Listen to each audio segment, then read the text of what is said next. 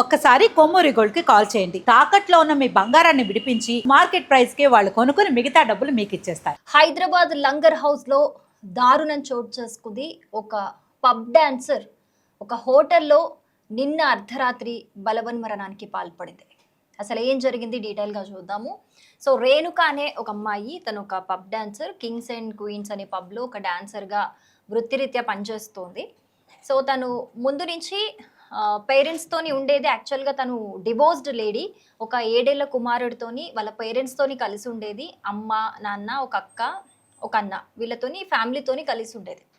కానీ రీసెంట్గా వాళ్ళతోని కూడా కొన్ని గొడవల కారణంగా తను రీసెంట్గానే కుక్కట్పల్లికి వాళ్ళ ఫ్రెండ్ సత్యతోని కలిసి ఉంటున్నట్టుగా తెలుస్తోంది, వాళ్ళ బాబుని తీసుకొచ్చుకొని. సో తను డివోర్స్డ్ కాబట్టి రీసెంట్గానే గోల్కొండకు చెందిన ఫారూక్ అనే ఒక అబ్బాయితోని తనకైతే పరిచయం ఏర్పడింది. తను ఒక ముస్లిం, తిను ఒక హిందూ అనమాట. సో వాళ్ళిద్దరూ సన్నిహితంగా ఉండటం, అంటే వాళ్ళు ఫస్ట్ ఫ్రెండ్స్గా ఉన్నారు, తర్వాత అది లివింగ్లో ఉన్నారు అనేది కూడా వినిపిస్తుంది. కానీ అందులో ఎంత నిజం ఉంది అనేది అయితే మనకి ఇంకా తెలీదు. సో అసలు ఏం జరిగింది అని అంటే, జూలై 1 నైట్ లంగర్ హౌస్లోని వి గ్రాండ్ హోటల్లో అయితే వీళ్ళిద్దరూ రూమ్ తీసుకోవడం జరిగింది కలిసి. సో వీళ్ళిద్దరూ రూమ్ తీసుకున్నారు, కానీ అక్కడ వీళ్ళిద్దరికైతే ఎలాంటి గొడవ అయితే జరగలేదు.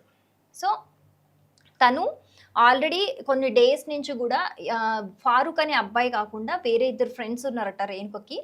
సో వాళ్ళకి తనకి మధ్య ఒక ఫినాన్షియల్స్కి సంబంధించిన గొడవలు జరుగుతున్నాయి. మేబీ తను మనీ తీసుకుని ఉండి వాళ్ళు అడగడము, మామూలు పద్ధతిలో అడగకుండా బూతులు మాట్లాడుతూ ఉండడము, ఇలాంటివి జరుగుతూ ఉన్నాయి. సో ఆ సిచ్యువేషన్లో కూడా వాళ్ళతోని మాట్లాడినట్టుగా తెలుస్తోంది రేణుక అనే అమ్మాయి. సో ఇక్కడ రేణుక చనిపోయే ముందు యాక్చువల్గా తను బలవన్మరణానికి పాల్పడింది. వాళ్ళ ఫ్రెండ్కి వీడియో కాల్ చేసి మరి ఇది నీ బర్త్డే గిఫ్ట్, ఇదే నా చావే నీకు బర్త్డే గిఫ్ట్ అని చెప్పేసి ఆ అమ్మాయి వీడియో కాల్ చేసి మరి అక్కడే సూసైడ్ చేసుకున్నట్టుగా తెలుస్తుంది. సో వాళ్ళ ప్రూఫ్ కూడా తీసుకున్నారనమాట, ఇది జరిగింది అని చెప్పేసి. కానీ ఇక్కడ ఆ అమ్మాయి సూసైడ్ అయ్యింది, పక్కా ఆధారాలతో సహా చెప్తున్నారు పోలీసులు కూడా.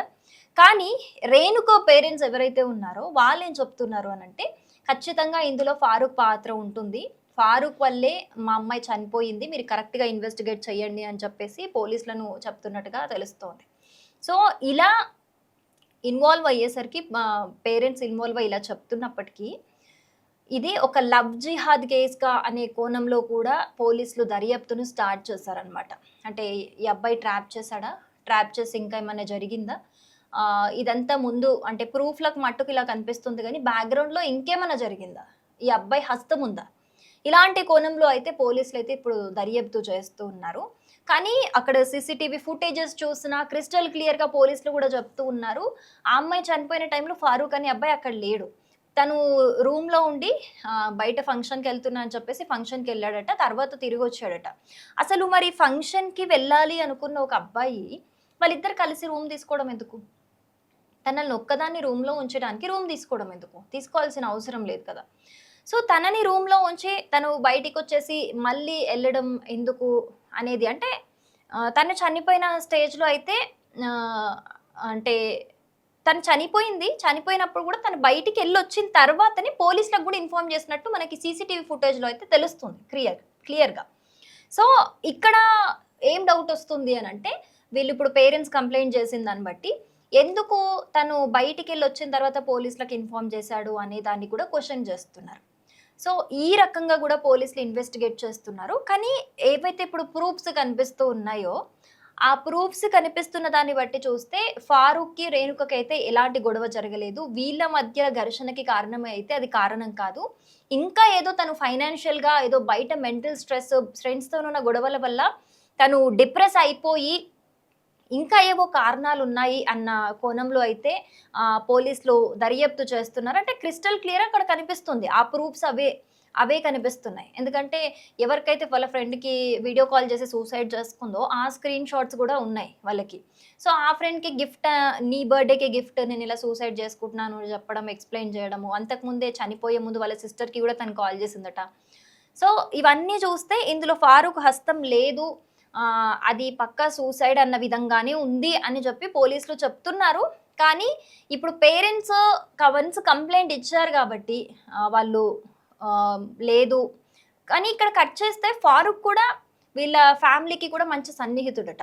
అప్పుడప్పుడు ఇంటికి వెళ్ళే వాళ్ళట.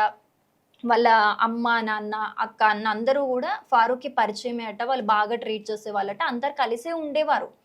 కానీ ఇప్పుడు ఒకటేసారి కూతురు ఇలా సూసైడ్ చేసుకునేసరికి వాళ్ళు బాధతోని ఖచ్చితంగా వీళ్ళిద్దరి మధ్య ఏదో గొడవ జరుగుంటుంది అని చెప్తున్నారు. కానీ ప్రీవియస్‌గా మరి వాళ్ళు చెప్తున్న దానికి రీజన్ మరి ప్రీవియస్‌గా వీళ్ళిద్దరికి ఏమైనా గొడవలున్నాయా? పేరెంట్స్ ముందు వీళ్ళిద్దరేమైనా ఇంట్లో ఉన్నప్పుడు ఎప్పుడైనా వీళ్ళ రిలేషన్ వల్ల ఏమన్నా వాళ్ళు గొడవలకి దిగుంటారా? ఆ డిస్టర్బెన్సెస్ తారస్థాయికి చేరినట్టు పేరెంట్స్ ఏమైనా నోటీస్ చేసుంటారా? ఎందుకనంటే ఇక్కడ పోలీసులు ప్రూఫ్స్‌తో సహా చూపిస్తున్నారు. ఇది సూసైడ్ అని చెప్పేసి. సూసైడ్ అని చెప్తున్నా కూడా సూసైడ్ అని చెప్తున్నా కూడా ఫారూక్ మీదనే పేరెంట్స్ ఒక అబ్యూస్ చేస్తున్నారు అనంటే, అంతకుముందు వీళ్ళిద్దరు కలిసున్నప్పుడు కూడా వాళ్ళకి ఏదైనా గుర్తొచ్చి ఒక అనుమానం అయితే ఉండుంటుంది కదా! అనుమానం ఉంటుంది కాబట్టే వాళ్ళు ఇంకేదైనా వాళ్ళిద్దరి మధ్య డిస్టర్బెన్స్‌లు అవి ఇవి చూసుంటారు కాబట్టి వాళ్ళంత స్ట్రాంగ్‌గా చెప్తున్నారు. లేదు లేదు ఫారూక్ హస్తం ఉండుంటుంది. ఖచ్చితంగా మీరు ఇన్వెస్టిగేట్ చెయ్యండి అని చెప్పేసి. సో మరి లవ్ జిహాద్ అనే కోణంలో కూడా ఇప్పుడు పోలీసులైతే ఇన్వెస్టిగేషన్ అయితే స్టార్ట్ చేశారు.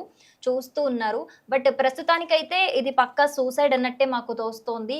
పక్కా ప్రూఫ్స్ అన్నీ ఉన్నాయైతే చెప్తున్నారు. కానీ ఇప్పుడు పరిస్థితి ఎలా ఉంది అనంటే, అసలిప్పుడు ఆ 7 ఏళ్ల బాబు పరిస్థితి ఏంటి? అమ్మ ఆల్రెడీ వాళ్ళ నాన్న దగ్గర లేడు. ఆ బాబు చిన్నప్పుడు అంటే విడిపోయినప్పటి నుంచి కూడా నాన్న ప్రేమ అందలేదు. నాన్న ప్రేమ అంటే తల్లిదండ్రుల ప్రేమ చాలా ఇంపార్టెంట్ పిల్లలకి. కానీ నాన్న ప్రేమకు దూరమయ్యాడు ఆ అబ్బాయి.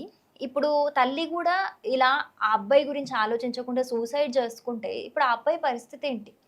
ఎంత అమ్మమ్మ, తాతయ్య ఇప్పుడు వాళ్ళ మామ లేకపోతే పెద్దమ్మ వీళ్ళు అంటే లైక్ వాళ్ళ ఫ్యామిలీ వాళ్ళు ఉన్నా కూడా ఒక తల్లి, తండ్రి లేని లోటు ఎవరు తీరుస్తారు ఆ అబ్బాయికి?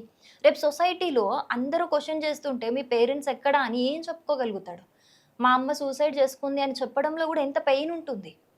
సో, మనము మనకున్న లైఫ్ కమిట్మెంట్స్‌లో మనం చేసే తప్పులకి, మనం చేసే అప్పులకి, లేకపోతే మన చేతులారా కొని తెచ్చుకునే ప్రాబ్లమ్స్‌కి మనం సూసైడ్ చేసుకుంటే శిక్ష పిల్లలెందుకు అనుభవించాలి?